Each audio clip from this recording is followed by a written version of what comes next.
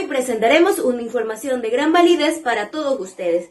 Introducción al desarrollo del pensamiento. Primer punto, veremos el pensamiento. Segundo punto, desarrollo del pensamiento. Tercer punto, el cerebro, aprendizaje y la formación del docente. Cuarto punto, desafíos del pensamiento. Y por último veremos el pensamiento, ¿se produce o se desarrolla? El pensamiento. La palabra pensar es un término que se halla en estrecha vinculación con la actividad intelectual. En tanto lo solemos emplear en nuestro idioma para expresar diversas cuestiones.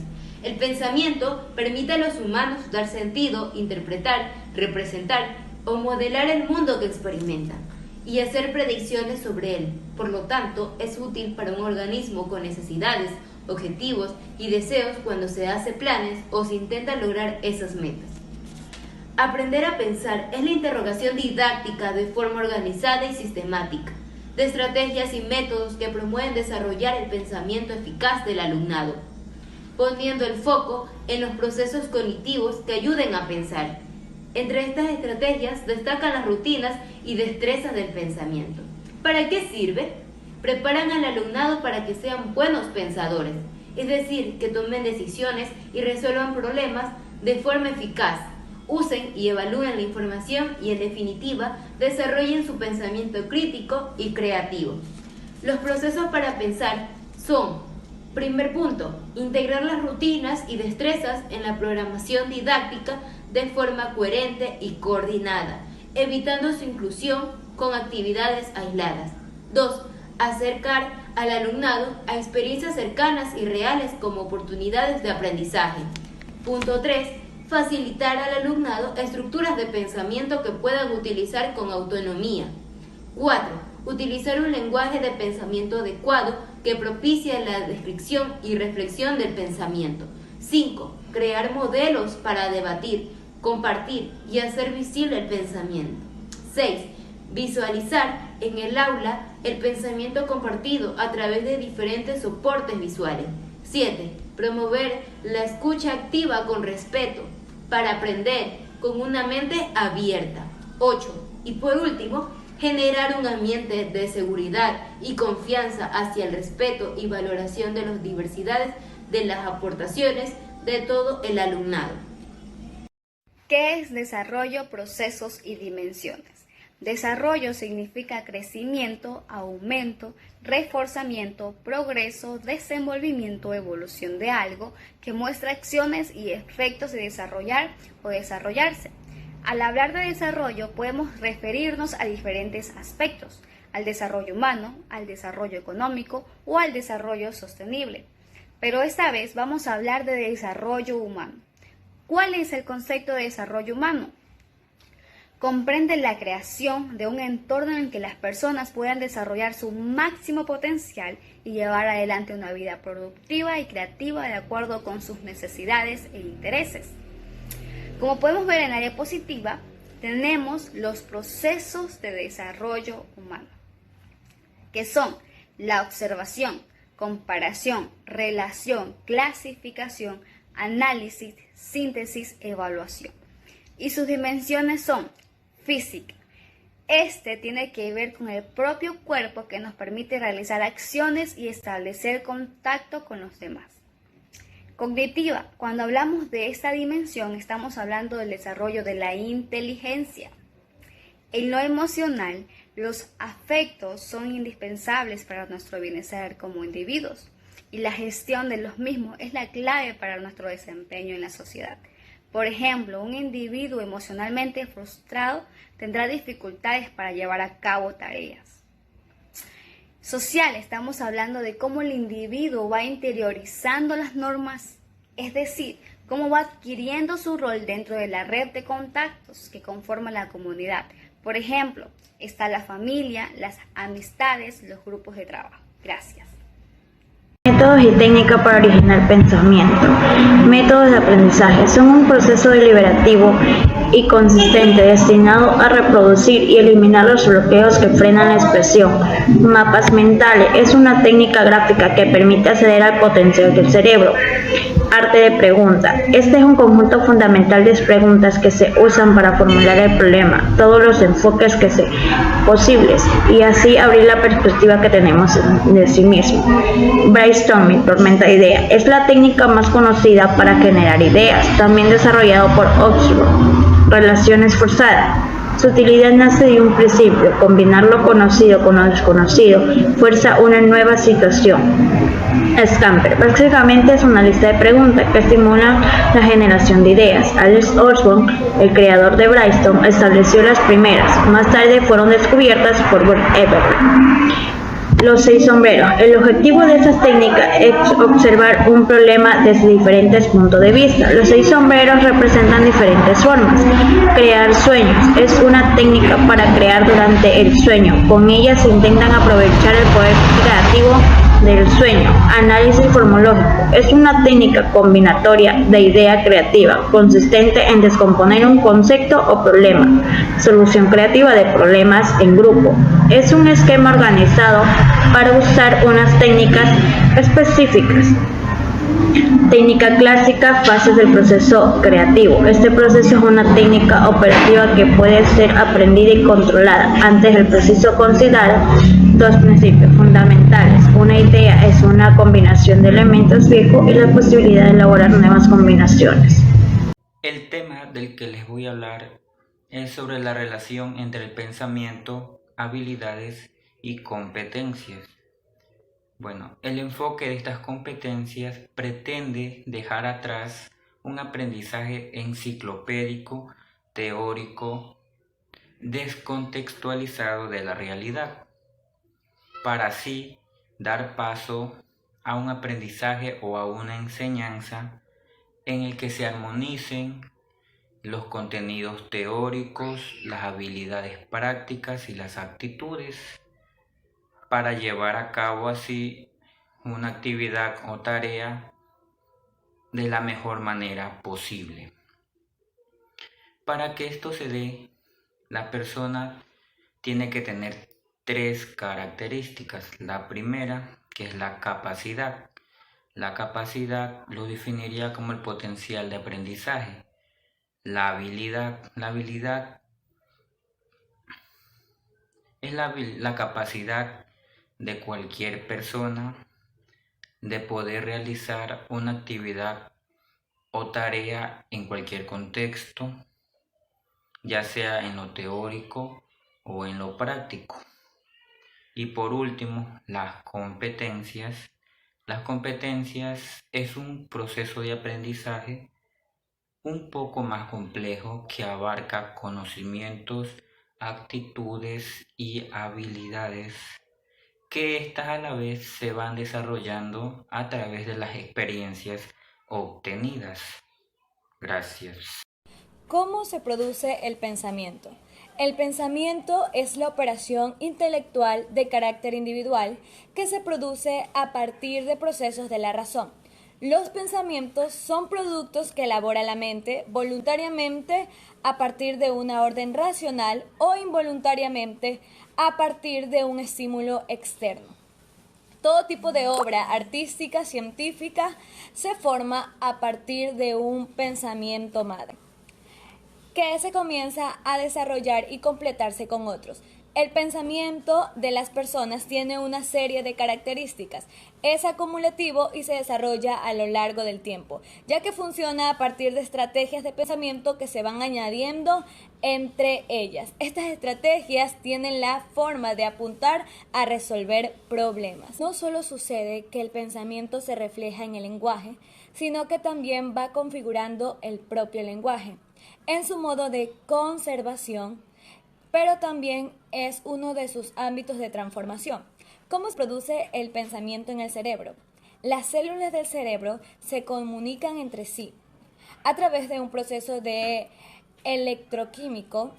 Cada vez que pensamos, aprendemos y nos comunicamos. Una neurona envía un impulso nervioso por su axón. El axón de una célula cerebral hace varias y miles de conexiones entre ellas. El pensamiento se produce y se desarrolla también a través de tareas simples y complejas.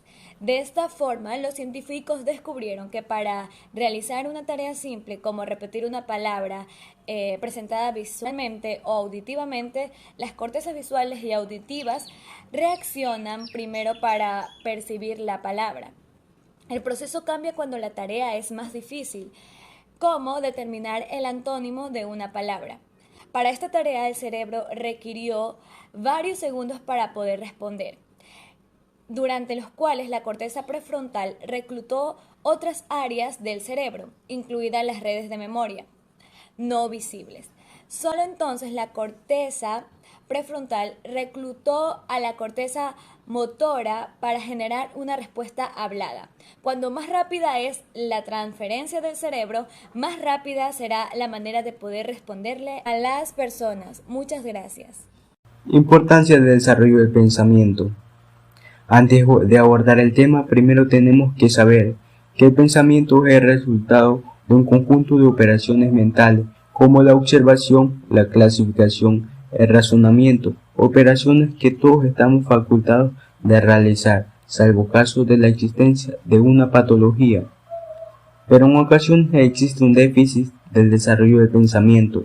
En nuestro medio, esta función de pensar no se le concede la importancia que realmente tiene, por lo que no estamos estimulando a que niños y jóvenes la desarrollen.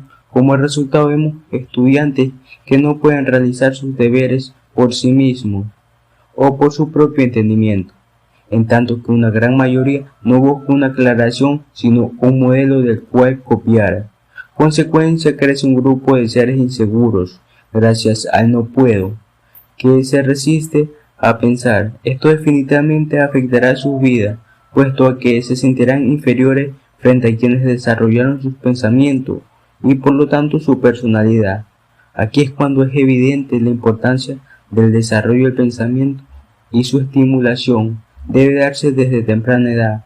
Como futuros educadores debemos incluir ejercicios que favorezcan el desarrollo del pensamiento en los niños y jóvenes. Solo así estaremos apoyándolos, su aprendizaje, el desarrollo, su personalidad en beneficio propio y del grupo social en el que se desenvuelven.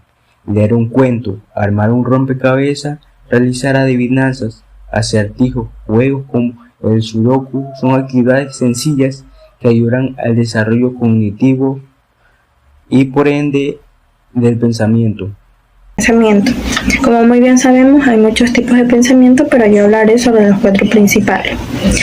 En primera tenemos el pensamiento crítico. El pensamiento crítico es aquel que no se deja atolondrar por la grandeza de los interlocutores o por los giros que se den en una exposición, sino que necesita pruebas, es decir, que busca más allá de esa versión, que no solamente se queda con una versión, sino que busca el análisis y la agrupa para así poder sacar su propia conclusión.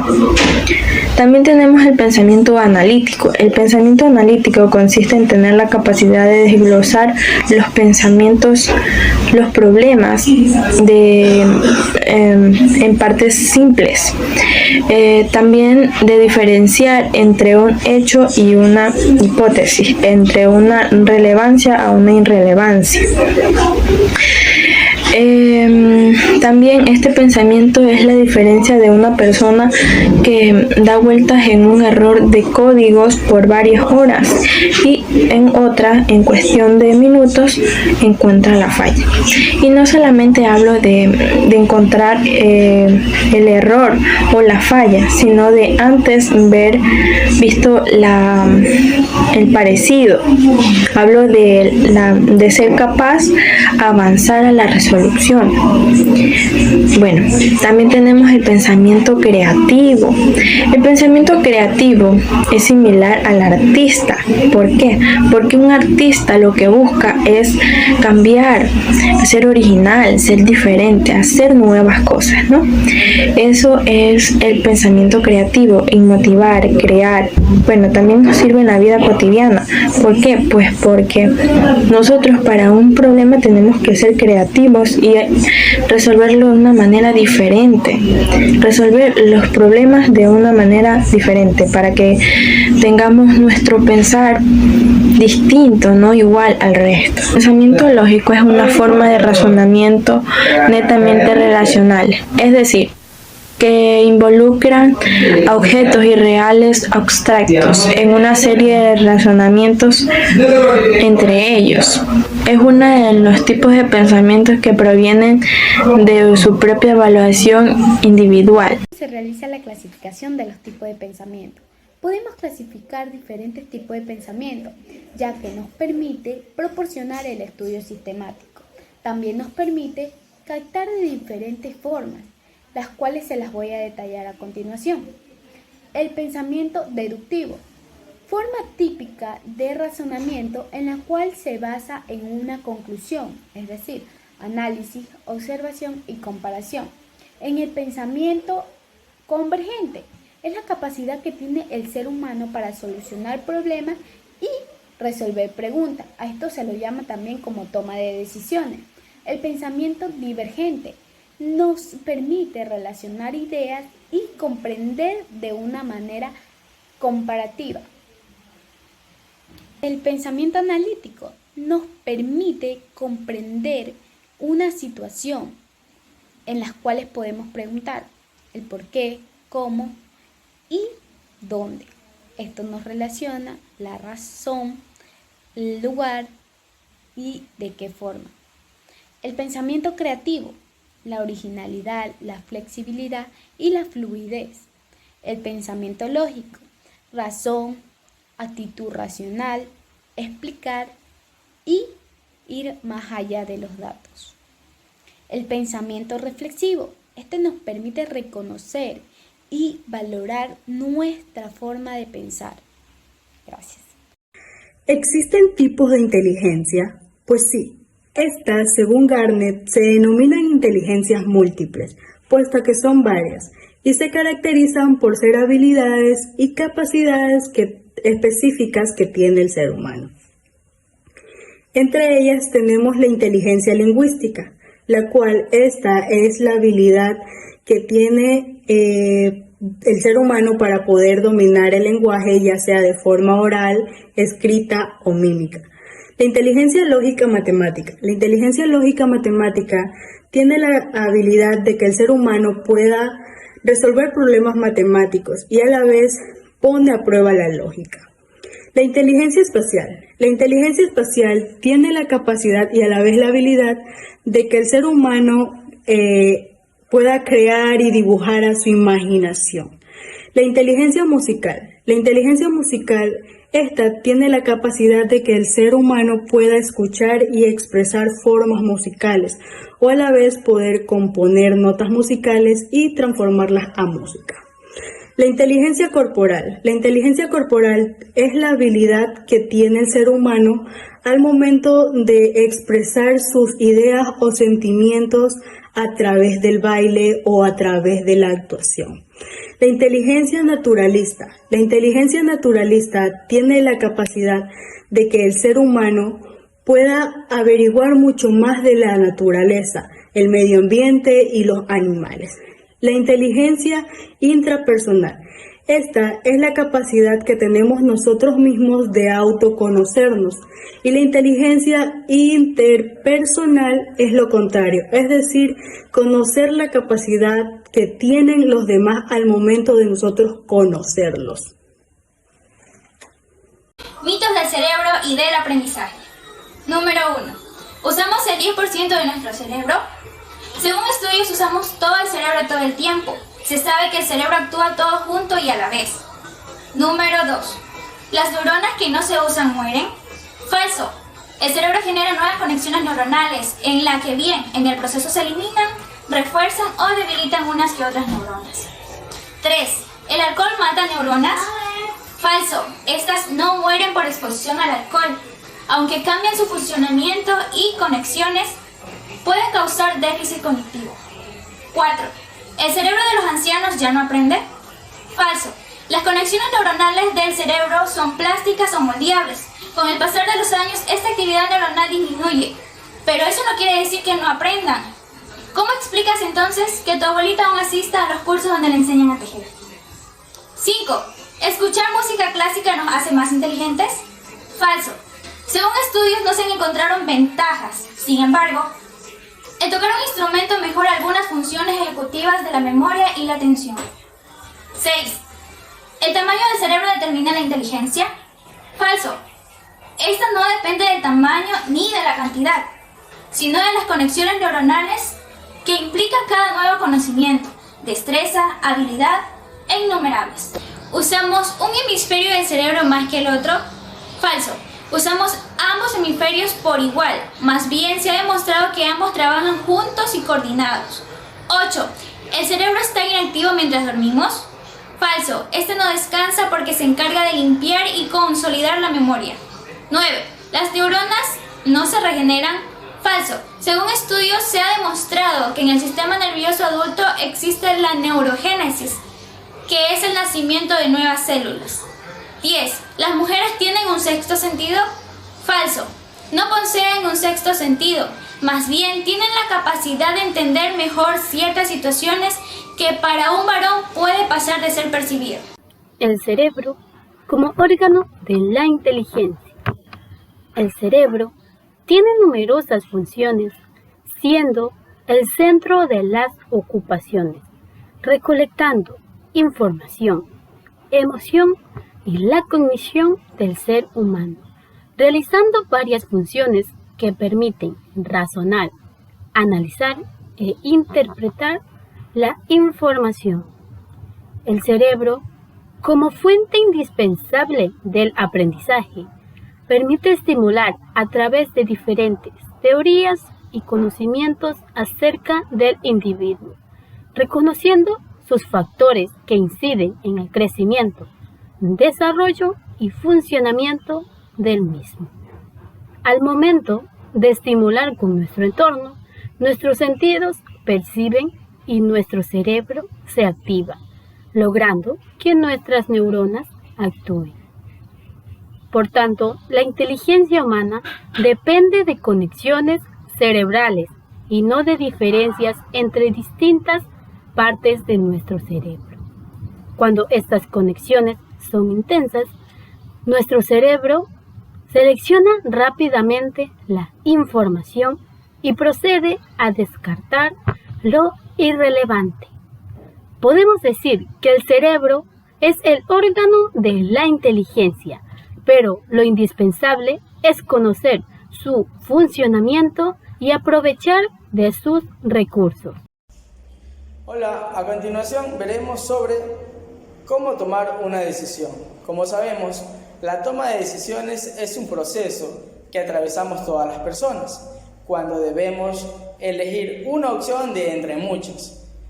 Esto se da en la vida cotidiana, en la vida personal o privada, o también dentro del ámbito de una empresa o una organización. Como podemos observar en sus pantallas, tenemos varios tipos de toma de decisiones, las cuales son racional, intuitivo, personal, de rutina, de emergencia, de grupo, individual y organizacional. Todos estos tipos de toma de decisiones tienen un solo objetivo, el cual es solucionar el problema. Pero para llegar a solucionar el problema debemos de cumplir con unos pasos, los cuales, como observan en sus pantallas, tenemos definir el problema, debemos conocer la situación principal a la que nos vamos a enfrentar. Paso 2, detectar las alternativas posibles, debemos reconocer las diferentes posibles acciones que nosotros vamos a realizar para solucionar el problema. Paso 3, prever los resultados, debemos conocer las consecuencias que llevan cada una de esas acciones que hemos decidido hacer, para ver qué consecuencias nos conlleva, si es bueno o malo. Paso 4, optar una alternativa. De todas esas acciones que hemos analizado, debemos escoger una y ponerlas en práctica. Paso 5, el control. Debemos monitorear los resultados de la acción elegida, de lo que hemos estado haciendo para poder solucionar el problema. Y como último paso tenemos la evaluación, y es la más importante porque debemos analizar las ventajas y desventajas de la decisión tomada. Este paso es fundamental para el aprendizaje y la toma de decisiones futuras. Buenas tardes, mi tema es la información, una aproximación interdisciplinar. Reflexiones sobre el concepto y la utilidad de la información para la toma de decisiones. La interdisciplinaridad puede verse como una estrategia pedagógica que implica la interacción de varias disciplinas, entendidas como el diálogo y la colaboración para lograr la meta de un nuevo conocimiento. La interdisciplinaridad cobra sentido en medida en que se flexibiliza y amplía los marcos de referencia de la realidad a partir de la permeabilidad entre las verdades de cada uno de nuestros saberes. Toma de decisiones es el proceso sistémico para escoger la opción que nos ofrezca las mayores posibilidades de mejorar la eficiencia y eficacia al momento de tomar una decisión importante. Es vital que contemos con información útil y oportuna para ser más efectivos, tanto operativos como estratégicos, siendo así más acertadas y ayudando a reducir los riesgos de error. Antes de cualquier decisión en nuestra vida, es vital que contemos con la información útil y oportuna para ser más efectivos. Se dice que la información y el riesgo son inversamente proporcionales. A mayor información, mayor riesgo. Y no es que sea malo correr riesgos, sino que estos deben correrse a medida que sea absolutamente necesario y las circunstancias lo ameriten. Como reflexión, considerar lo que queremos pensando en las consecuencias y buscando alternativas para lograr lo que queremos sin hacer daño a nadie. Gracias. El pensamiento se produce o se desarrolla. El pensamiento es la operación intelectual de carácter individual que se produce a partir del proceso de la razón. Los pensamientos son productos que elabora la mente voluntariamente a partir de una orden racional o involuntariamente a través de un estímulo externo. Todo tipo de obra científica o artística se forma a partir de un pensamiento madre que se comienza a desarrollar y complementar con otros. El pensamiento de las personas tiene una serie de características, es acumulativo y se desarrolla a lo largo del tiempo, ya que funciona a partir de estrategias de pensamientos que se van añadiendo entre ellas. Estas estrategias tienen la forma de apuntar a resolver problemas. El desarrollo del pensamiento es la capacidad propia que tiene el ser humano, que se va desarrollando despacio y naturalmente con la maduración. Puede ser estimulada por la acción externa, que es la educación, para así orientarlos y potenciarlos, utilizando estrategias que estimulan la comprensión y el aprendizaje. Un ejemplo de esto es el pensamiento en los niños, que está estrechamente ligado a la actividad práctica. Los primeros actos racionales se manifiestan en los primeros contactos del niño con los objetos de su alrededor. Cuando despierta su atención, y aunque algunos de ellos no son conscientes, supone una generalización de las relaciones y conexiones correspondientes de los objetos y fenómenos reales. Esperamos que este video haya sido de tu agrado y te sirva mucho para tu aprendizaje.